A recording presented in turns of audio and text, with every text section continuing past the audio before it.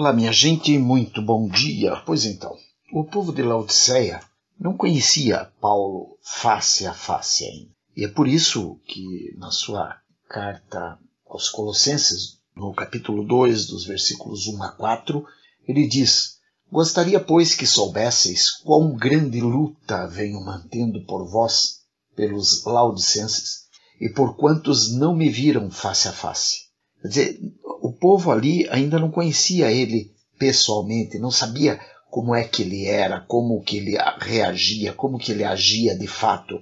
Tinham as histórias que ouviam dele. Mas ele continua dizendo, para que o coração deles seja confortado e vinculado juntamente em amor, e eles tenham toda a riqueza da forte convicção do entendimento para compreenderem plenamente o mistério de Deus, Cristo, em quem todos os tesouros da sabedoria e do conhecimento estão ocultos. Assim digo, para que ninguém vos engane com raciocínios falazes. Veja, ele tem uma preocupação, primeiro, em revelar o Cristo, que é o grande mistério de Deus, que é aquele que revela todas as coisas desde o princípio até o presente tempo, se não até o final. Por que se não até o final? Porque você não é obrigado a acreditar naquilo que eu acredito. O único detalhe é que aquilo que eu acredito me mostra que sim, que ele é o mistério revelado do início ao fim, sendo o alfa e o ômega, o princípio e o fim. Ele sendo o verbo através do qual tudo foi feito, todas as coisas foram manifestas pelo verbo. Faça-se, aconteça, não tema, levanta, seja curado, veja, perceba, sinta. Tudo isso nós vamos ter a convicção do entendimento quando compreendemos plenamente o mistério de Deus, ou seja, o Cristo revelado, porque é nele que estão todos os tesouros da sabedoria e do conhecimento, ou seja, tudo o que o homem pensa saber já está entesourado em Cristo, e tudo o que o homem pensa conhecer já está sabido por Cristo, já está revelado pelo Divino Espírito Santo de Deus, especialmente na figura de Jesus, que é o Cristo de Nazaré. Deus é infinito? Bem, vamos pensar primeiro o que é ser. Ser infinito é algo que foge à nossa compreensão, uma vez que nós não temos a noção do que seja infinito. Nós não sabemos nem mesmo o que é finito, a não ser que uma vida que nasce hoje, ela tem já a capacidade de morrer. Não é somente isso que revela a finitude, mas sim que isso revela também a infinitude de tudo. Ou seja, é ser, estar, no início e no fim, independentemente do que haja no meio. É ser maior que tudo e menor do que o que se fizer necessário que se seja menor. Ou seja, ele é maior do que todas as coisas que você possa imaginar, e ao mesmo tempo tão pequeno, mas tão pequeno, mas tão pequeno, que ele usa o teu coração como morada.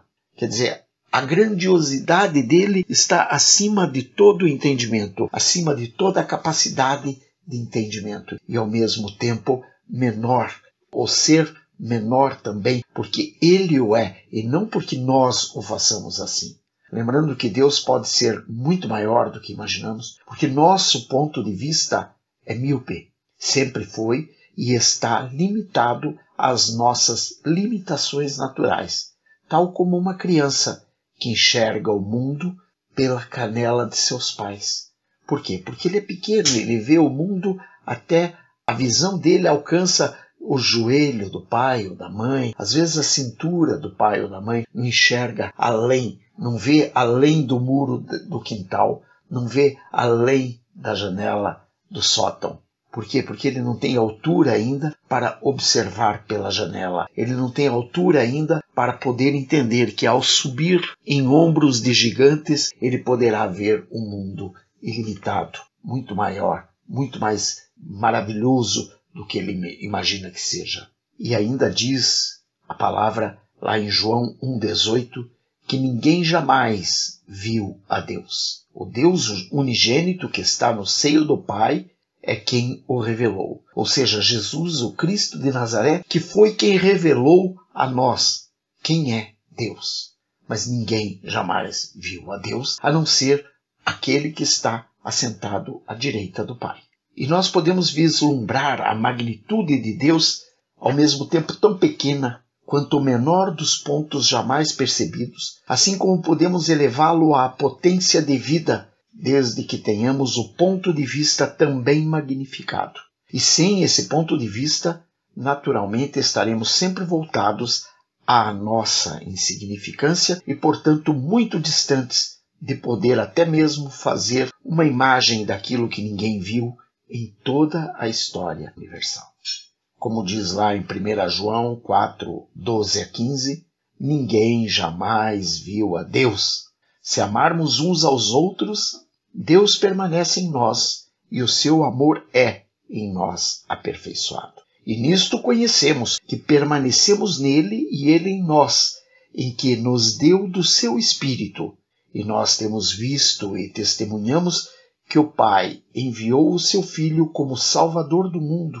E aquele que confessar que Jesus é o Filho de Deus, Deus permanece nele e ele em Deus. Aqui nós vemos a magnitude disso porque nós percebemos que através do amor, que é algo relativamente pequeno se compararmos à distância entre o Sol e a Terra, entre a Terra e Marte, o lugar em que vivemos e um outro lugar muito distante, nós vamos ver que o amor é algo muito próximo, porque ele está ali do teu lado. Você ama tua mãe, você ama teu pai, você ama teu irmão, você ama tua namorada, você ama teu marido, você ama tua esposa. Enfim, nós nos amamos de uma forma errada, mas esse amor que às vezes nos parece tão pequeno, é ele que nos liga, é ele que nos une, de forma que Deus permanece em nós. E esse amor é, dentro de nós, por nós, conosco, aperfeiçoado, a fim de que nós conheçamos cada vez mais Deus e dessa forma nós possamos permanecer nele e ele dessa forma permanecer em nós.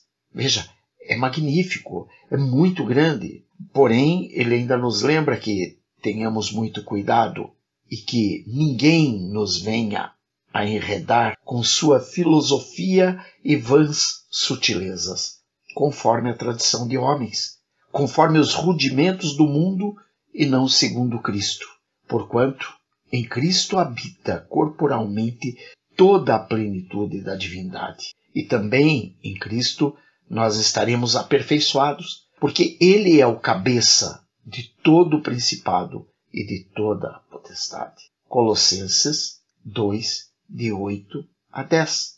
Ou seja, não vamos permitir que ninguém venha contar historinha para gente filosófica ou historinhas para boi dormir e dessa forma venha nos enredar e nos devolver aos rudimentos do mundo e nos fazer com que nos voltemos a ter prazer nas coisas mais idiotas, mais sem graça, menos capazes de nos elevar, de forma que nós possamos assim nos afastar totalmente de Deus. Afinal de contas, é em Cristo que habita a plenitude da divindade. Portanto, se temos que crer em algo, é na plenitude da divindade, onde habita Cristo, o enviado do Deus Altíssimo, a fim de nos curar, nos salvar, nos libertar e nos levar pelos caminhos por onde devemos andar até que tudo se cumpra. Que Deus te abençoe, que Deus te proteja, que Deus te guarde, que Deus te liberte, que Deus te restaure, em nome de Jesus. Beijos, bye, fui.